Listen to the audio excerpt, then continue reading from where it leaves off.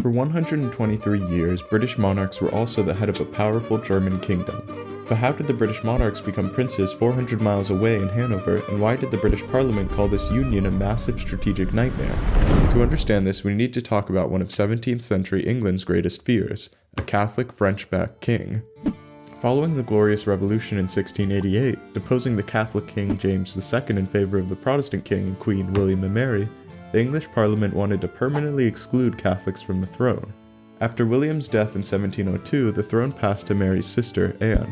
Despite 17 pregnancies, Queen Anne failed to produce a surviving heir. Without a designated successor, the throne threatened to revert to the exiled Catholic pretender James II, who was supported by France and the papacy. Faced with this possibility, the English Parliament passed the Act of Settlement, bypassing over 50 superior hereditary claims, all Catholic, to have Sophia of Hanover as the next heir to the throne. Sophia died just weeks before Anne, so the crown fell to her son, George Ludwig. He arrived in London as King George I, speaking almost no English and holding two very different titles, King of Great Britain and Elector of Hanover. So what was Hanover? It wasn't an insignificant territory. By 1692 it was an electorate, meaning its ruler was one of the elite few who chose the Holy Roman Emperor. While not as large as other states in the Holy Roman Empire like Prussia and Bavaria, Hanover controlled a significant portion of territory with vital trade routes in northern Germany. However, there was a catch that terrified British MPs. Unlike the United Kingdom, which was a parliamentary democracy, Hanover was an autocracy, ruled by the king and traditional estates. Because of this, and the fear that the king would use British soldiers or taxes in Hanover, the Act of Settlement detailed 3 clauses for the king. First, the king couldn't go to Hanover without permission. Second, Britain wouldn't fight for Hanoverian land unless Parliament agreed. And third, no Hanoverian could ever hold office in Britain.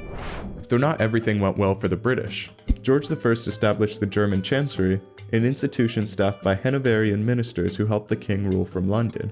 These ministers had direct private access to the king in his native German. British politicians were convinced that the body was secretly running the country. However, the fundamental issue with the union was that the two countries had very different interests. The UK was focused on colonial expansion, naval supremacy, and trade. On the other hand, Hanover was integrated into the continent, vulnerable to invasion by France, Prussia, and Austria. British ministers found themselves having to defend the king's lands in Germany while appearing to the public as if they had no involvement in these wars. This tension peaked in 1743 during the War of Austrian Succession. George II personally led troops into the Battle of Dettingen, the last time a British monarch ever did so. While the battle was won and generally celebrated, it restarted criticism in Britain. George II had worn a Hanoverian sash during battle, and people began believing he favored the Hanoverians over the British, who he left exposed to enemy fire. Tensions rose, with one minister denouncing the despicable electorate, stating that Britain was being conquered in Germany. Everything changed during the 7 Years' War. France tried to exploit the UK's connection to Hanover by planning on invading and occupying it. The French figured that this would give them a bargaining chip to force Britain to surrender its gains in North America and India. The strategy was initially successful, as the French army defeated the Hanoverian army in 1757, occupying the land. However, the British government realized that tying down French forces in Germany was essential for victory elsewhere. A reformed Allied army was established in Western Germany, which pinned down over 100,000 French troops, preventing them from reinforcing Canada or India. Suddenly, the defense of Hanover, previously seen as a liability, was the pivot that won Britain colonies in North America and India. The Union faced its greatest threat during the Napoleonic Wars. Since he could not invade Britain across the Channel, Napoleon targeted Hanover, invading and dissolving the electorate. Refusing to surrender, thousands of Hanoverian soldiers fled to Britain, forming the King's German Legion.